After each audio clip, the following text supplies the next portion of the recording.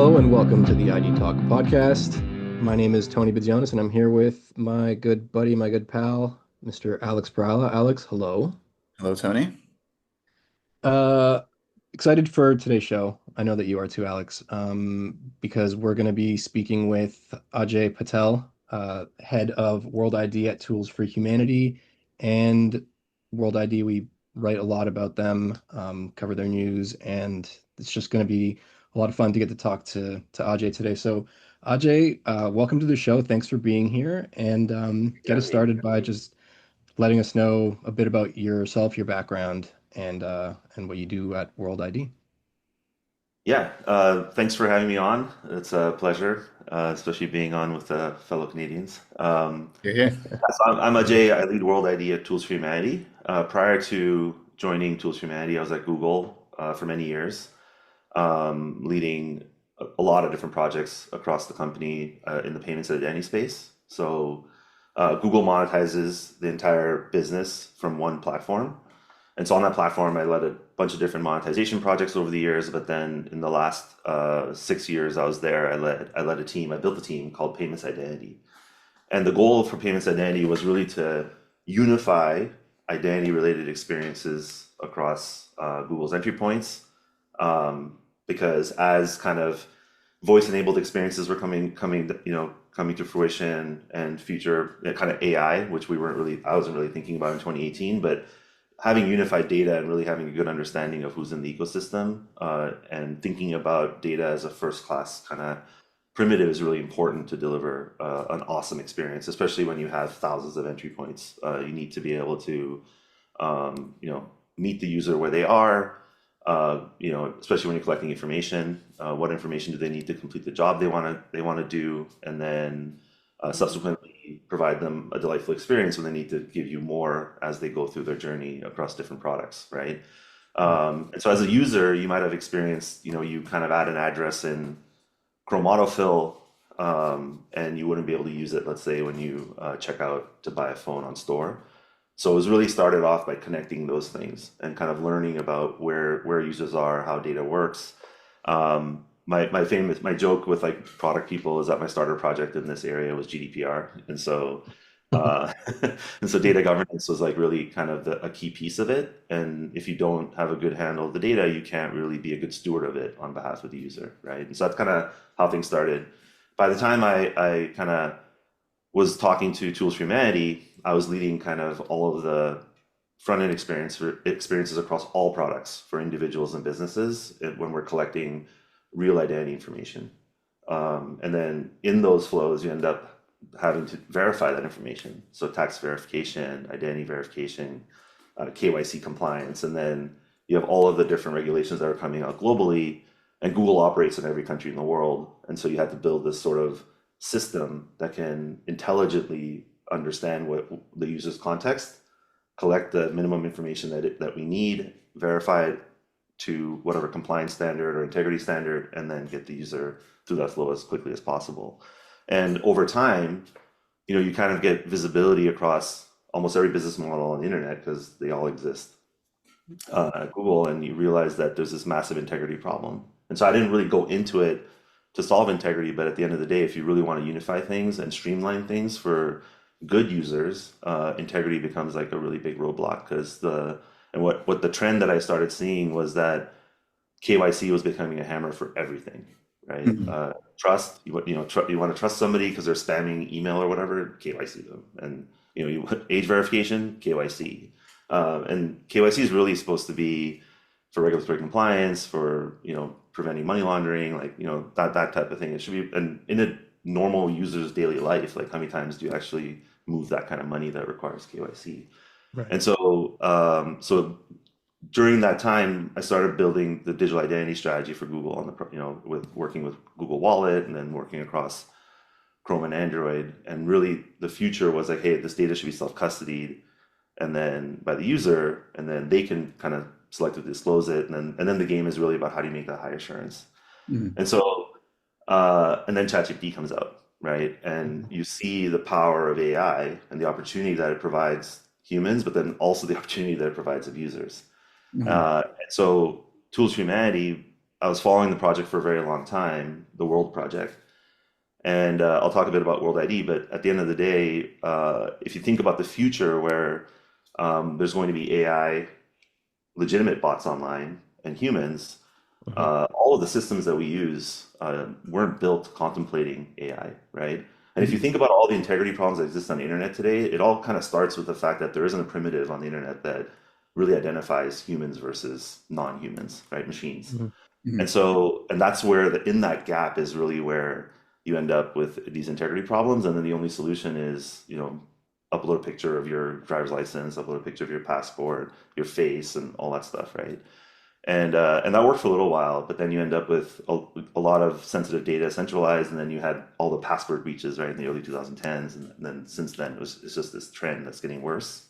Mhm. And so it's important. So Tools for Humanity was sort of conceived. It was started by Alex Blania and Sam Altman, and the goal, the mission, is to basically starts with the primitive that what we're building actually is basically enabling systems to tell the difference with high assurance between a human and a bot, right?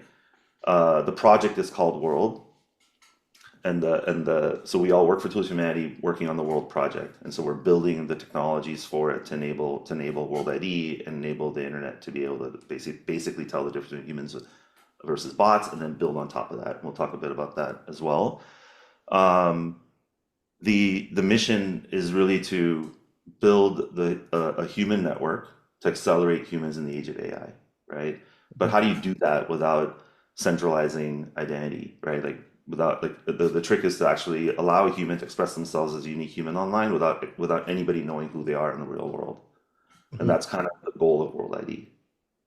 Yeah. And so what the way World ID works is that you basically verify yourself at a piece of hardware that we call the orb.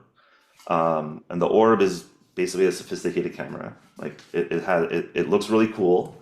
Uh, it's kind of like the Cybertruck, so like people either love it or are creeped out by it. But it's basically a fancy camera, so it's a trusted piece of hardware, which is very important when you're talking about authentication and verification. You go up to the camera, you have a anonymous in-person interaction, right? And so it takes pictures of your face and your eyes. All the data gets pushed to your phone, so the user self-custodies it.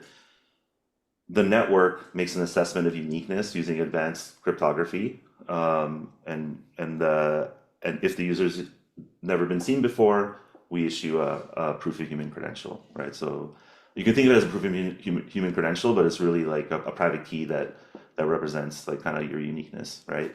And that after that kind of that verification, anytime you access an online system, a zero knowledge proof is created that you are a unique human that exists in a set of all unique humans that have enrolled or verified before, right? That's basically how the system works. And so you as a user, so you can authenticate, you can log in with World ID, you can verify an existing account with World ID. And so that proof of human, that anonymous proof of human, is super high security, super high assurance, and keeps and preserves anonymity, but gives the relying party or the service that you're verifying or authenticating with the certainty that it needs to build, trust with you, right? And so you can be, Superman at gmail.com or hotmail.com, and those services never need to know your real name, right? Because they know you're a unique human. And as long as you abide by the product policies and the terms of service of the product that you're using, they never need to know anything more about you, right? And so the way I think about it is like you relegate the hammer of KYC to regulated use cases, right? And so you kind of reduce PII, like personal information being shared online, by like 90%. Let's say 9 out of 10 use cases don't need it. And then you also have the added benefit of you don't need CAPTCHA. And so all of this friction that good users, so I'd say like good users pay to use the internet with friction, right? Right. And you kind of remove that. And so that's kind of how it works. And then we can talk a bit about the principles around World ID, but that's kind of in general a quick overview of what we do and the problems that we're aiming to solve. That's great. Thank you for that because that kind of Hmm. answers like a bunch of questions that I had right off the top. But I want to say I like your personal story because my like sense of Tools for Humanity and the project is that, and I don't, this might not be right, but it seems like Sam Altman and his co-founder like saw what was coming with AI and were like, oh, we need a way to make sure people know who's a human on the internet. But you came in being like, I was already working on this. Like I was already trying to solve this problem before AI. So I love that like overlap that this is a problem that's existed online for like quite a long time. Yeah, absolutely. And the thing that's really interesting, AI is actually just exacerbating things Mhm. that already happen, right? So there's a lot, and because what is, I mean, AI at its most like basic form is this like kind of automation, right? Mhm. And so it accelerates us. Like I use GPT every day. Like I have an idea, I can talk to GPT. I don't have to give people a lot of context. I don't have to give it context because it remembers now, which is awesome. And I Mhm. can really get from like an idea or an insight to a half page set of bullets of just like the insight kind of written down with a strategy, right? And I can do that in like 30 minutes, which is a huge opportunity for humans to accelerate, right? But at the same time, you see bots bypassing CAPTCHA, right?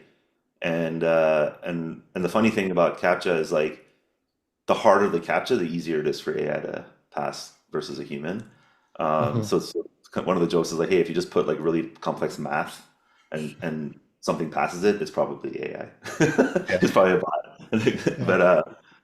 But yeah, I think that one of the key insight I think that I had leading into working on identity was that and it started with like kind of investing too, like counterparty risk, right? Like everything that you do in life is like understanding who you're dealing with, right? As a person or as a business, and that requires certainty. And in person, like you know, certainty you can establish certainty because you can build trust because you can talk to people, but online it's really hard.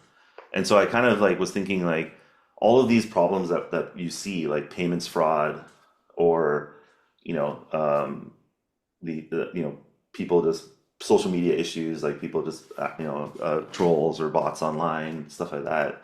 It all those are all identity at the root of it are all identity problems. Mhm. And so and so everything. So then if you think of everything as a symptom, then you can kind of take a step back and say, okay, there's a million symptoms, but what's the root cause and what's the root problem? And so, and I think that's where like that's where my insight came from. And then so as soon as I saw what we were doing with proof of humanity, right, this anonymous proof of human, and the uniqueness characteristic of that credential and the privacy preserving nature of it and the high assurance of it, I was like, well, that's the root solution. Now, the funny thing is that when you say, if you're like running a business and you have a fraud problem, you're not thinking, man, if only I had an anonymous proof of human solution, right? And so Right. now that the key is like having people, helping people understand that the problem actually there is a root solution. It's just not like it's just kind of a leap because it's like if you're thinking about it from a system perspective, you're in one use case and it's such a big problem Mhm. and you wouldn't expect that the solution is actually just generic horizontal solution that you think there's a specific solution for your problem, right? And Mhm. that translation is actually really hard when you're trying to build things at internet scale. And I think that's the thing that, I learned at Google, right? It's like, how do you build for internet scale? You have to be able to abstract these things away, right? Mhm. Yeah. And Can I so ask? with them and Alex, like the fundamental problem, which was great because it's from first principles, is human versus bot, right? And Yeah. that was like the key thing. And how do you do that without needing PII, without needing a user's legal identity, right? Yeah. And I wanted to ask just as like a tangent on this about the actual enrollment. Is it my impression is it started as iris scans, but now it does it also incorporate face as well? That's a great question. So if you think about like when you create an online account, there's like the creation or the verification, and then there's subsequent authentication, Mhm. right? And so when you verify for the first time, it's the iris that actually has the most data, right? It has the most entropy. So think of like iris as like really complex QR codes, right? Whereas your face, like And so like there's like these like models that show that face like unique faces, like you can scale that to about, I don't know, 20 to 100 million, and then you have collisions like doppelgangers, right? Mhm. Whereas iris can scale much farther because there's so much more data. Everyone's iris is unique, right? Even twins have unique irises, right? And so so the iris is used for the verification, and then the face is used for authentication. And Okay. so when you use your World ID online, we match the face to the signed picture that came from this trusted piece of hardware. So it's like if you think about Face ID, it matches a template one to one with what you shared on stored on your phone, right? But because of Face Auth, you basically verify with the signed photo that was taken at the orb that's on your phone, right? And Mhm. so essentially, you're getting the relying party or the service is getting a signal that hey, it's actually the user that enrolled. So it's not just that they're the unique humans presenting. There's a unique human credential being presented. The human that enrolled is presenting that credential, right? Right. So it's kind of like a stronger proof. And so yeah, so face off just like Face IDs is basically the authentication we use the face for that. Okay. And to the Cybertruck thing, why Mhm. was this orb like format chosen? I mean, it's a camera. It's cool. I don't really know the whole backstory. I think it's basically like, hey, like we need um, it's an industrial design decision. Like it's one of Mhm. those things where like, hey, like why does the iPhone look like the iPhone, right? Yeah, yeah. I I think mean, that since we first heard about them, we've wanted to get our hands on some orbs. We were like, orbs. Gotta see these orbs. yes, yeah. One thing about the orb that's like interesting is like it's packed full of sensors, right? So one of the things I didn't talk about was when you walk up to the orb, why do you need a custom piece of hardware, right? Why can't you use Mhm. something off the shelf? So one is that the hardware needs to be trusted, so that there's a bunch of like fraud analytics and AI models running on the orb to make sure it's running in a trusted way, like nothing it has been compromised, right? Two, it's packed full of sensors. So when you walk up, it's doing like a liveness, a presence, and a humanness test, right? And so if someone came up and put a dog in front of it, the orb would detect that, right? So it's not just that you have eyes there; it's actually that it's a live human, right? And then the photos that the orb takes of your eyes and your face is really for the verification and then subsequent authentication, right? And that was always kind of there from day one. Mhm. And then once the credential is issued to the user, the entire network follows kind of like you can think of it as decentralized identity principles, right? So the World Foundation is the issuer of the credential. It sits in World App, which is the wallet for World ID today, and you present the proof of your humanity to relying parties, and the issuer doesn't know where you use your World ID, and then across the service providers that you use your World ID, they can't track you. So even though like when you sign into a product, so let's say we've partnered with Razor or Tinder, which are we have many like mini app providers, a lot of integrations, but the kind of the two big ones that we announced this year so far are in gaming and dating. But so they wouldn't know that if they tried to share data, they wouldn't know that you have an account with both of those services, right? Right. So that's kind of baked in.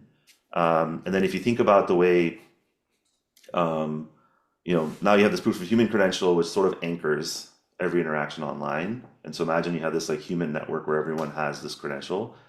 Now, I if you and to contrast that with identity, like identity is like a very local problem, right? Like even in the US, we have like 51 issuers. I think in Canada, there's probably Mhm. 10 issuers, right? Or not 11 issuers. And so like, or more. And so government ones, and then you think about the private ones like universities and banks and whoever that could potentially be issuers of identity for different purposes. And so our goal with World ID is to actually build it's built as a protocol. And so one of the things that we've introduced late last year is World ID credentials. We're using NFC enabled credentials to as a demonstration of what a third party credential could look like sitting next to your your anonymous proof of human. And then you can prove other things about yourself with zero knowledge, like I'm an adult or I'm a resident or citizen of the United States or Canada, right? And so it's all about like what questions are you being asked online, if you think of it that way. Like, are you human? Have I seen you before? Are you an adult? Are you a national of a certain country? And how many of those questions can we answer without ever revealing who you are in the real world is really, I think, the core of the authentication, verification, humanity, identity problem, right? And that's kind Mhm. of the approach that we're taking. It's really starting with like the with the user and the human themselves and them having the data and then minimizing the data minimizing every interaction that they have. Mhm. And so one of the things that you asked, like I think with Sam and Alex and Tools for Humanity, it's like you're when you're starting pure play, you can kind of think of things from a first principles perspective, right? Like you don't have an existing business you need to worry about when you're going out because this is actually the main thing you're trying to do. And I think that clarity was also very interesting and provides a tremendous opportunity to actually solve the problem. Because anytime if you have a core business and you're trying to do something that feels radical, it can risk the core business, right? And so I think that's where like you end up with these situations where large big tech companies are trying to do things decentralized or blockchain or crypto or identity, and they get stuck, right? Mhm. Because of other things that they've done in the past or things that they're already doing, and a bunch of different considerations that I think really matter. And it's really hard actually to solve these problems. They're really hard technical product problems that need to be solved and require a lot of investment and a lot of work. So yeah, super exciting space to be in. For sure. That's great. I do have a question, but before I ask it, I want to just say that as a real human being, I am declaring myself a real human being right now. I don't remember the last time I didn't come up against a CAPTCHA that I did not struggle with. Like the identify which of these pictures contains a bus, or the ones with the characters that are, I can't tell if they're uppercase or lowercase, the audio ones. Forget math. I mean, I desperately need this to go away because I feel like I'm bumping up against some serious issues every single time I need to get through one of those barriers. But um, that partly is a good segue into my question because this is a topic that genuinely interests us. Like Alex and I think, yes, we're in the identity space, we cover the industry, and a lot of the times we've come across like really interesting solutions and really interesting products that are not all that interesting to people who don't kind of cover the space and who aren't reading about it all the time. But I think like what World does and this proof of humanity stuff is a lot easier to understand for somebody who isn't constantly in the space. I think knowing that there's a real need that's growing rapidly, like you said before, Ajay, that the rise of AI or the acceleration of AI, to know who's a real person. And um, I think it's really cool. And I wanted to get your take on the rise of agentic AI and the difference between that and bots and how we've kind of laughed about it in the past, how bots were just easy to identify and you could just be like, that's a bot, block it or whatever. And now, and going forward, even more so, it seems like that is going to be a lot more of a challenge, especially if you're like me and you can't identify which pictures have a traffic light in them. Yeah, it's funny. My son and I were playing on this popular gaming platform, and I hadn't logged in a long time, and they had the most difficult captcha I've ever done, where you have to identify, it's fuzzy and you have to identify shapes, and you scroll Oh through man. like 6, 7 images, and you have to get five right in a row. And if you don't get it Uh-huh. right, then you do it all over again. But there's a sixth one, and I was up to like Uh-huh. nine, and so I was like, buddy, I don't know, man, this isn't working for me. Like we're gonna have You have to play by yourself. to let's play Switch instead. Um, Yeah. yeah. So you know once you can identify yourself or humans with high certainty, then like you know what's actually really interesting on the internet is like, hey, like all these UIs that we interact with, right? Like today, AIs are basically clicking like humans to get information or to access things, and you're starting to see agentic interfaces, right? And so when you first hit like a website, let's say, or like a company, an app, an interface, that interface needs to know which way to route you. Like, do you need to see a UI, or do you just need to talk to an API, right? Like, and so if you just think Mhm. of it like really simply, it doesn't really work that way, but at that Right. simple level. So you kind of like, okay, like now you separated that kind of traffic coming in. And then if you're not a human, then you're a machine, right? Or Mhm. you're going to be deemed a bot. And the risk today without anonymous proof of human is that everyone will be deemed a bot, and that's why we're seeing increased CAPTCHA and KYC, right? Because everyone Mhm. was just assumed to be a bot. Right. So now if you're assumed to be a machine, then then there's a second question that you can ask machines, which is like, hey, are you acting on behalf of somebody or not, right? Mm. I think the once a human can identify themselves with high certainty, the next thing is how do you delegate that, right? So how do you delegate your humanness or your uniqueness or uh, a task to maybe another human, right? Or to an agent or a machine, right? And I think that's like the a phase of things that we're already working on talking about. And there's a lot of interesting protocols that are coming out for agents to operate on the internet and for those interfaces to be created. But if you look at like how do you authenticate yourself? How does the agent authenticate itself? That's sort of like I was talking to somebody about it this week, which is that all of these things that are being developed from a protocol perspective just assumes that the authentication or verification is solved. Mhm. Mhm. And that's where the most fragmentation is, right? Because like if you're in Canada, even just between Canada and the United States, where things are fairly similar when it comes to technology, the identity domains are super different, right? And so you really do need this anonymous proof of human that's borderless, where it doesn't matter whether you're in, sub-Saharan Africa or you're in, Toronto, you're still a unique human first, right? And Mhm. then based on your country or your kind of where you live, there'll be legal identity frameworks, there'll be other things that are kind of layered on top. Mhm. But even within an existing system, like there's double issuance, right? There's a lot of double dipping. And like just from a consumer perspective, right? Like scalping online is out of control. Like it's gotten, Mhm. way Yeah. worse. And or like exclusive shoe drops and bots buy all of them and then they end up on eBay, like all that kind of stuff, right? And so like you see it, and I think that once you sort of understand each of these things as a symptom of the same problem, then the solution just becomes super obvious, right? And I think that's where um, that's kind of how I think about the human piece. You solve that, then the agent piece becomes easier, and then if the agent can't authenticate itself, then it's a bot, right? And I think, or like they're both bots, but a bad bot, right? Right. A bad Yeah. machine. Yeah. And so like, Mhm. or at least one that you can't trust. Maybe it's not bad, but you can't fully trust it as if because it's not fully authenticated. Because not every use case is going to require super high authentication and verification. Like if you're just watching, maybe consuming content, some content, you don't need to do even age verification, right? Because it's rated G. Mhm. And so those are the things that I think that are going to be really interesting once we have these sort of solutions in place. Is like how do you actually rebuild all of those tools for humanity, right? Mhm. There it is. Nicely Yeah. done.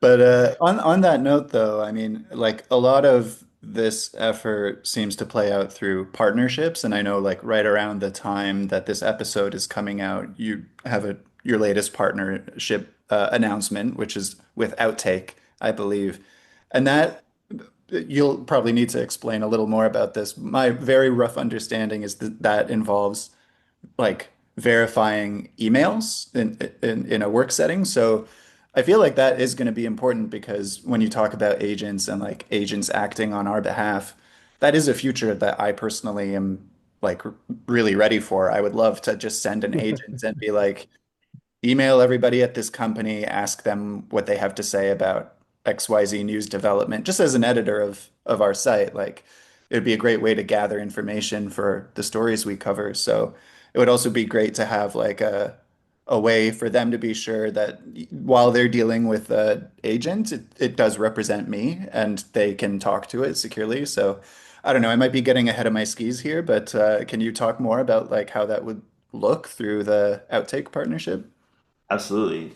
So we talked a lot about kind of the consumer use cases. I think that's kind of where we were focused. But if you think about the business side, enterprise side, um, like enterprises are really interesting because because most of the time we talk about like legal entities, right? But legal entities are basically like representations of groups of humans. Um, and so, if you've ever worked at a big company, there's always this sort of like Teams website where you see the hierarchy of the organization, right? And there's a lot that goes into building that. You know, you have to onboard employees, you verify their taxes, like their tax IDs, or their work eligibility, et cetera, et cetera. Then they create a login and a password, and then they get access based on some rules that the IT team sets up based on your role, right? And so there's all Mhm. this like codification that's there, yet the industry spends billions of dollars on enterprise security, right? Because and if you have like SMS OTP as like two-factor, you have these UB keys that you click, you have these other multi-factor authenticators that you enter a code that's like time, expires in time, and all of those tools are there to do what? To make sure that the person that this login belongs to is who's logging in, right? And so Mhm. it's so one of the things that we've been thinking about a lot, or I've been thinking about a lot, is around, hey, how does proof of humanity, how does anonymous proof of human actually help in the enterprise setting, right? And because all of these things that we do, where it's very sophisticated security, yet the authentication is kind of feels archaic, right? Like you have to carry around this key, or you have to jump through all these hoops just to get access to your email, right? Mhm.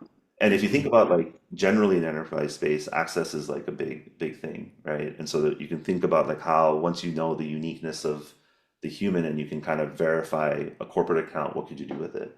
And so when we were thinking about like what's happening on the internet and the corollaries between consumer and enterprise, like you see kind of these media reports around impersonation, catfishing, right? Like executives wiring money to their boss, thinking it's their boss approved it, but it actually wasn't. It was somebody impersonating their boss, or like but the most basic kind of attacks are still phishing, right? Like you'll get an email from your bank, but it's not really your bank, and you click a link, and that website can look like your bank, and you give your login credentials, and next thing you know, your money's gone, right?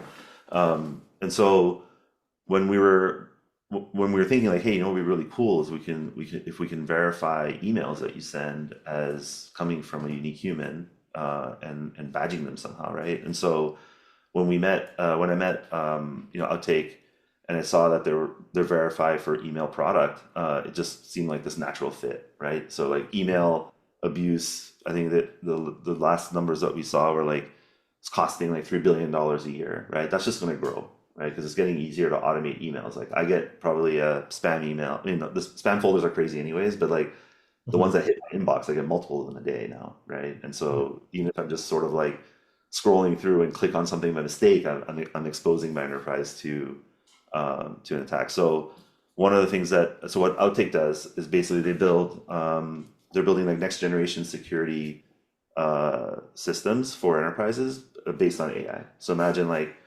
having AI monitoring everything, being able to detect anomalies in real time and resolve them, and kind of like uh, ones that would take humans a long time to detect because there's so many things that you have to look at. And so the premise for Outtake for Verify, you basically verify your enterprise account using World ID. There's a Chrome extension that you install that comes from your IT admin. And when you open your email client, the first email that you send, you'll see this sort of nice pop-up where you scan a QR code, you verify your World ID, and when you hit send, the receiver will get an email that says that email was verified by Outtake Verify using Oh, World ID. cool. And Mm. so it just allows you to, it just adds that layer of authentication and trust. And then you can click into it and see a certificate that shows that that email is original. It hasn't been changed in transit, et cetera, et cetera. And so they're doing a bunch of different cryptography and other things on top of that to make sure that the badging and the trail, all that stuff is all can be trusted, and the recipient knows. And so if you think about like high net worth individuals, or people that are sending millions of dollars every day, or even like regular people that are like communicating within a business, it's really important to know that the email that you're receiving actually came from the sender. Mhm. That that you expected that email to come from, right? And that gives you that added layer of authentication, that the user that actually typed the email and hit send is the unique human that verified that account, right? And so that whole face-off thing and everything kind of comes into play. So that's kind of the product. We're really excited about it. Outtake's getting a lot of great feedback from their customer base, and so we're really looking forward to it. Our team's been testing it. It works great, and so we're really excited about that use case. I think it's just another obvious one that I think just makes a lot of Mm. sense. Okay, if the email told you that it's verified, that it's authenticated, Mhm. that automatically give you confidence that okay, I can reply to it, right? Versus ignore it. Yeah, that totally makes sense. Can you, for your next project, maybe partner with us to get Tony verified with all his logins? Yeah, Absolutely. please. Yeah, Yeah, we don't operate in Canada yet, but we'll have to make I'll that happen. move. But Tony, I'll you'll have to move come right visit after. us. Come visit us in San Francisco or somewhere in Yeah, the US. We'll get you verified. Tony, anything to get me away from those. it's time we have to bite the bullet. Let's incorporate in Delaware. I'm down. I'm Uh, down. You can broadcast out of our office in San Francisco. We'll see if we can find you a room. this is a great dream I don't partnership. take up I Sounds don't great. take up much space, honestly. But yeah, no, but joking aside, I mean, this is like, it's a fascinating project. We've been Mhm. covering it since the beginning pretty avidly. It's so ambitious. And it's great to finally like connect with somebody on the inside, not just on the inside, but like leading it. So this has been a real Yeah, pleasure. And I hope we get to talk to you again as this keeps like unfolding. It's so interesting to follow. Absolutely. Thank you for having me on. It's been fun. It's been great. absolutely. Thanks, Thanks, man. Ajay.